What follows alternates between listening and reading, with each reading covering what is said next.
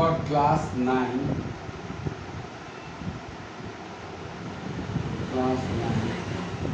gravitation.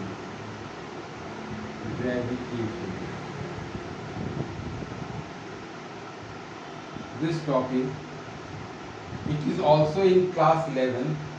This same topic is also in class 11 for class 9 gravitation. See, every object in this universe attract each other. Every object in this universe attract each other. Now, the first case came when the apple fall,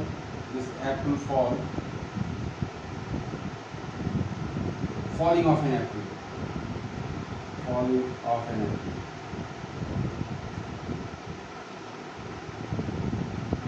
The first is theory developed from the falling of an apple. So here the apple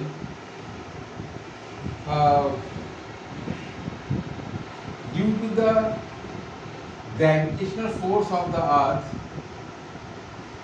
the apple falls down. Now, according to your Newton's third law,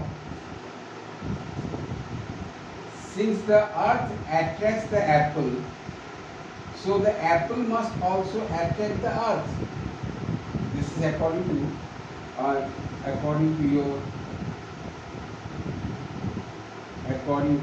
Newton's third law.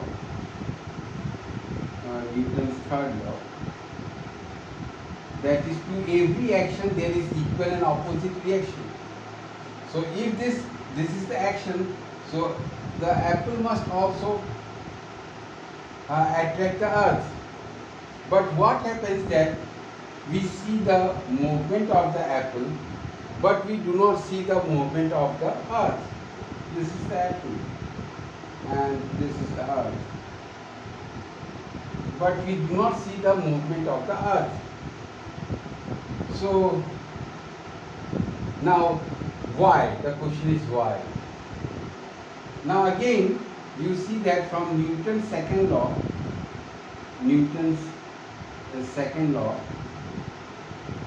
that is F is equal to ma, for a given force,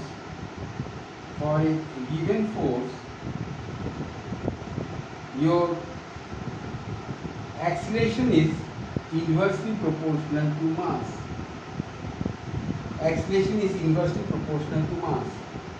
So here the mass of the earth is quite large than that of the apple.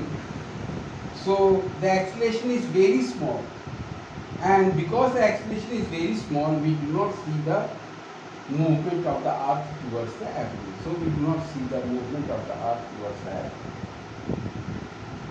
From this falling of an apple, it gave rise to this gravitation, and here the apple fall towards the earth. That apple falls towards the earth. This is because of the force of attractions between the apple and the earth. And here came the theory that in this universe everybody attracts each other. Now here an explanation is given that according to Newton's third law, the force with which the apple attracts the earth, with the same force the earth attracts the apple. But why do we see the movement of the apple but not that of the earth? So Newton's second law, it explains is that F is equal to ma.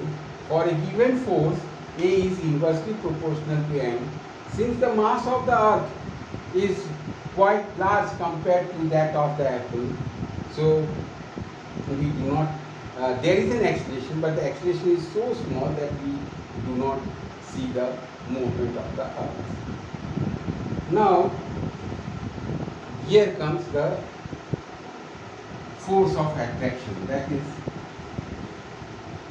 the moon is revolving round the earth. The moon is revolving round the earth. Here this is the earth and the moon is revolving round the earth.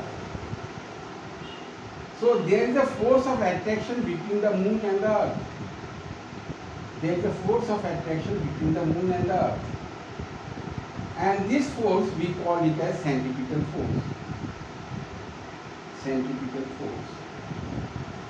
And because of the centripetal force, the moon makes a circular path that it is revolving around the earth. Now this centripetal force is the force of attraction of the earth and the moon. So here comes the universal law of gravitation. From here it comes the universal law of gravitation. That is,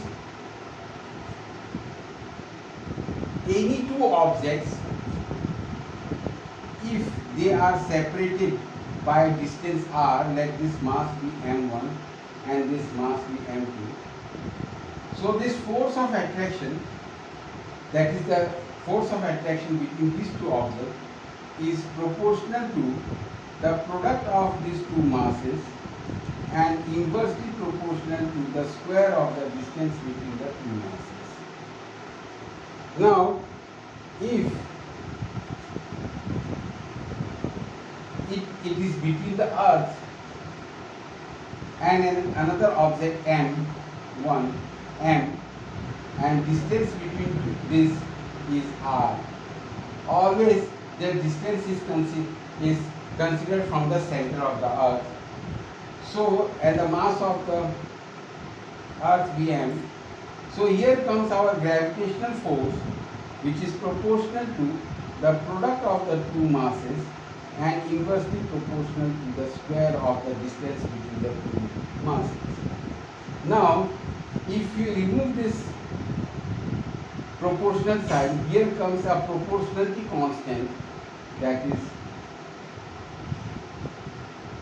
this G is called the proportionality constant. Proportionality constant. And this proportionality constant is called as the gravitational constant. This is called the gravitational constant. This G, it is called the gravitational constant. Now, this G has a fixed value, and what will be the unit of G? So in SI unit, F is equal to G m by r square. So F, the unit is Newton. Here r square, this is meter square by mass kg square. This is the unit of gravitational constant. So if this is the universal law of gravitation, that is, between any two objects in this universe there is a force of attraction, and this force of attraction is proportional to the product of the two masses and inversely proportional to the distance between the two masses. If we consider a body of mass m which is situated at a distance r from the earth, so here the gravitational force, that will be equal to m into m by r square. Now if you remove the proportional sign, the equal, then this is G into m into critical m by r square. G is the proportionality constant and this is called as the gravitational constant, and the unit of G is Newton meter square by kg square. Now remember that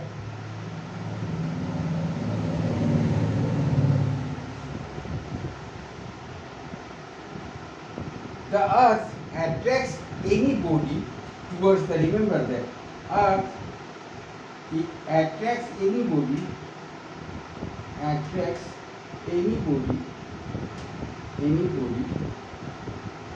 towards the towards the center of the earth, towards the center of the earth. It attracts anybody towards the center of the earth. Now, whenever an object falls freely, under gravity, whenever an object falls freely under gravity, free fall, which we call free fall, whenever an object falls freely under gravity,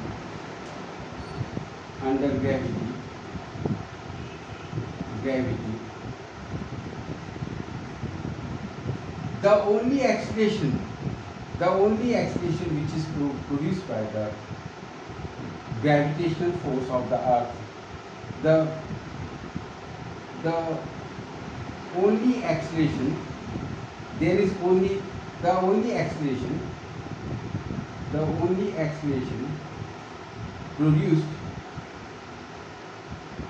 by the gravitational force of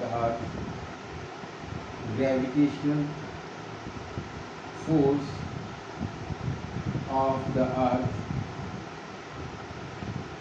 is called the acceleration due to gravity. It is called the acceleration due to gravity. It is called the acceleration due to gravity. Free fall under gravity, that is under gravity, the only acceleration produced is the acceleration produced by the gravitational force of the earth is called the acceleration due to gravity, and it is represented as small g, and its value is equal to 9.81 meter per second square. Now here you see that means when a body falls freely, so here your force on, let a body of mass m, it falls freely under gravity. So the force, the gravitational force on the mass m, the gravitational force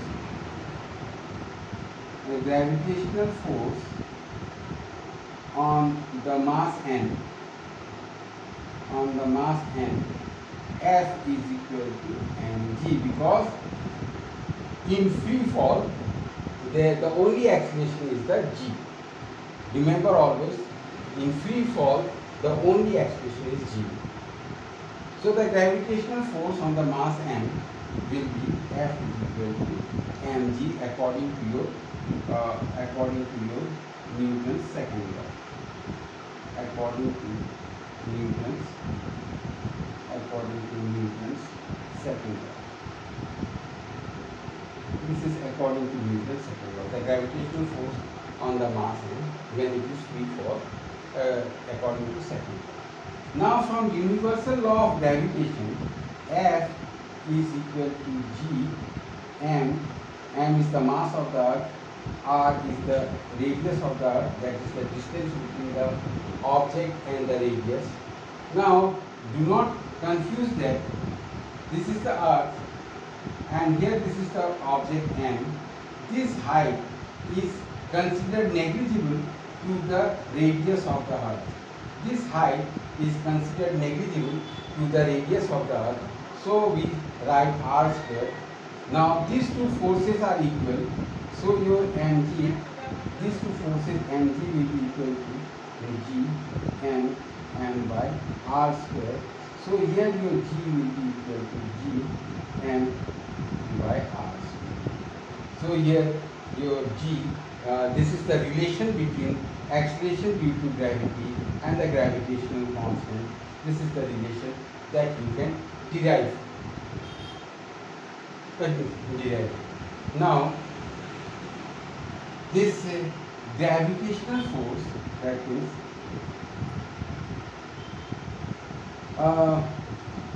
before this, let us go for the weight of a body. What is the weight of the body? weight of the body, it is nothing but your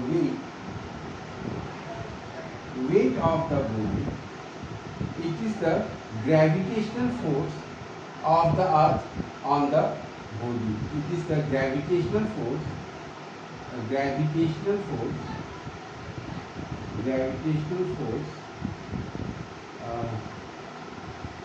acting on the body, acting on the body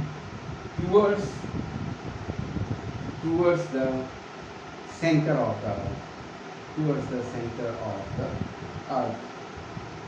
Always remember that the gravitational force, that is the gravitational force of the earth, gravitational force of the earth, this is the of the earth, it always act on the body towards the center of the earth. It always act towards the center of the earth. Do you remember this? So weight of the body is equal to mg, mass into acceleration into gravity. So this weight of an object depends on the g. This weight of the object depends on g. So the value of g of moon, this is g of moon, is 1/6 the of earth.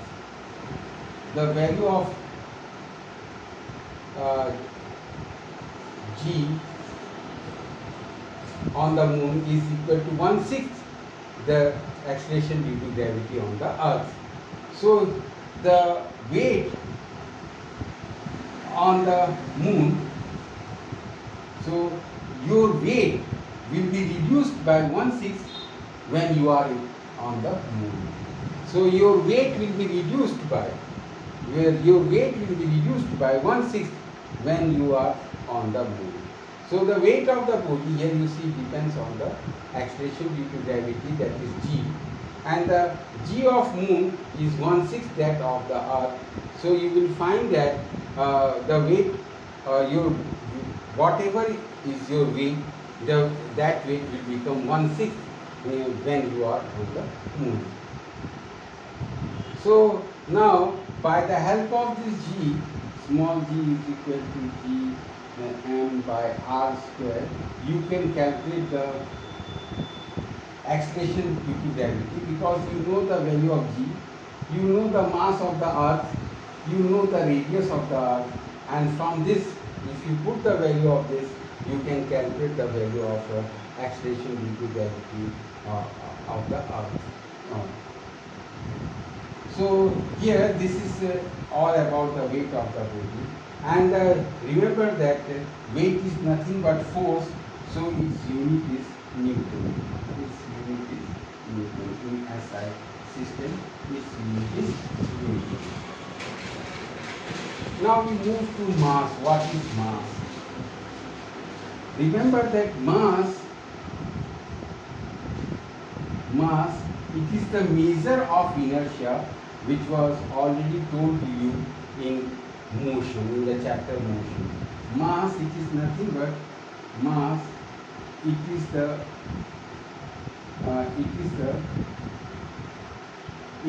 measure of inertia. It is the measure of inertia. That means if your mass is more, your inertia is more, and if your mass is less, your inertia is less, and mass of an object, it remains constant. Mass, it always remains constant. It remains constant. So here you see, this is just a basic thing which has given to you. In class 11 it is little bit in details, where it has been also discussed and formulas has been derived, how the acceleration due to gravity varies when you go above the earth, and how acceleration due to gravity varies when you go down the earth. But remember that acceleration due to gravity is maximum on the surface of the earth. But remember that your g, acceleration due to gravity, is maximum. It is maximum. Acceleration due to gravity is maximum on the surface of the earth. On the surface of the earth. On the surface of the earth. And because of g, this g, we are able to walk on a road, we are able to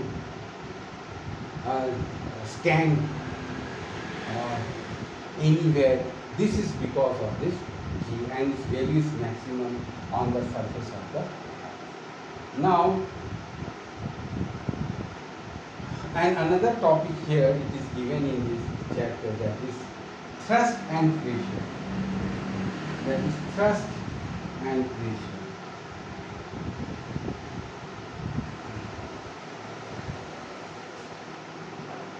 Now,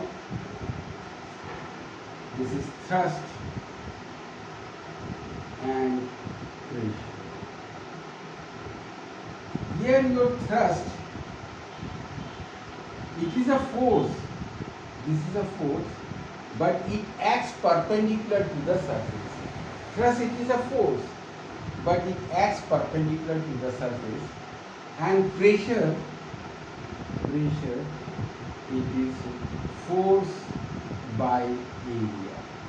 Force by area. This unit is Newton, and here this unit is Newton per meter square. From this word thrust,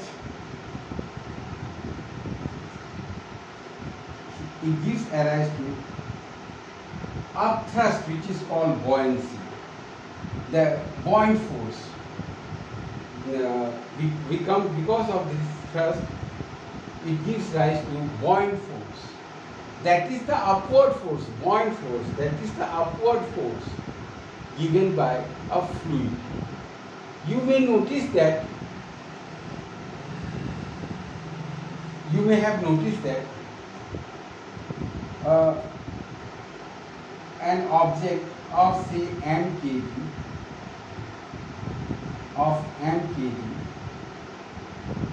if you find it difficult, you might find it difficult to keep it hanging on the air. But when it is submerged in water,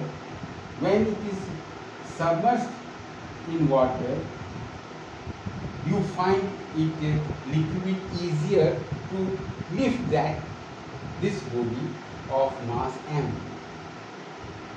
See, again I am telling you, you may find it difficult that you take a body of say 5 kg, a body of mass 5 kg. You might feel it difficult. You naturally feel it difficult if you lift it in air, but the same mass you will find it easier to lift in water. Why? The question is why? Because this water gives an upthrust, which is called as the buoyant force. Upthrust, which is called as the buoyant force. Upthrust. And because of this upthrust, the weight of the body decreases. Because of this upthrust, the weight of the body decreases. And you find it easier to lift the body inside when it is inside water. So this upthrust is called the buoyant force, and because of this buoyant force, we find that objects floats on water. Because of this buoyant force, an object floats on water. Now the condition arises. Now here the condition arises when a body will float. Now the condition arises when a body will float. Here the condition arises. So when a body will float, the condition arises. So here it depends on the density of the of the body and density of water. Density of water. If the density of body, if the density of the body is less than the density of water, the body will float. Then the body will float. Why? Because density is related to mass. Density is related to mass. That means mass of the body is less than the mass of the water. And this mass is related to weight. So weight of the body, weight of the body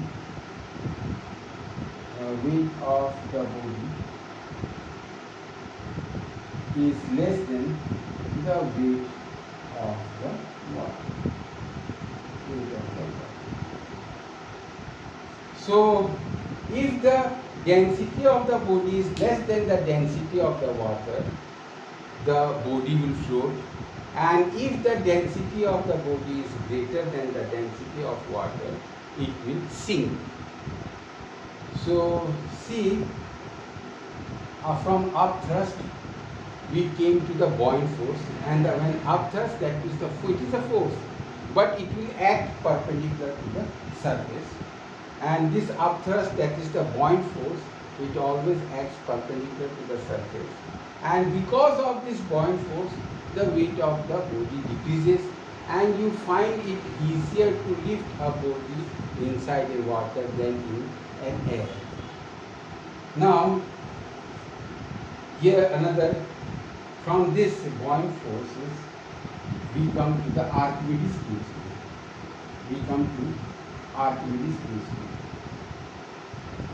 From this we come to the Archimedes principle. Now, according to your Archimedes principle, that is Archimedes principle, here you see that it states that if a body is fully or partially immersed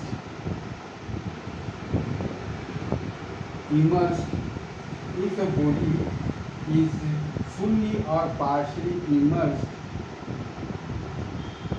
in fluid, let us take water, the volume of the displaced water,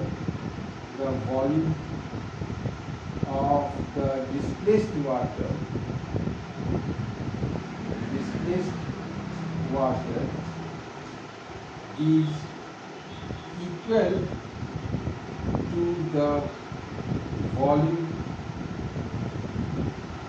of the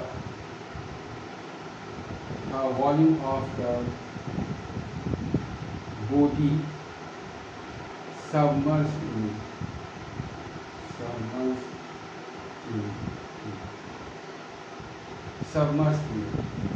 So that means volume of the displaced water. If we know this volume of this displaced water, so we know the density. If we know the volume of this displaced water, we know the density of water. We know the density of water. So that means your density will be equal to mass by volume. So density into volume will be your mass.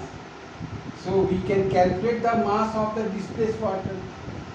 If we can calculate the mass of the displaced water, that means we can calculate the weight of the water. We can calculate, if you calculate the mass of the displaced water, that means you can calculate the weight. You can calculate the weight of this displaced water. Weight of this displaced water. You can calculate the weight of this displaced water. So if you can calculate the weight of the displaced water, that means it is the force. And this force is what? This is the upthrust, which is exerted by the liquid on the body. This is the upthrust, which is the force exerted by the liquid or the water on the body.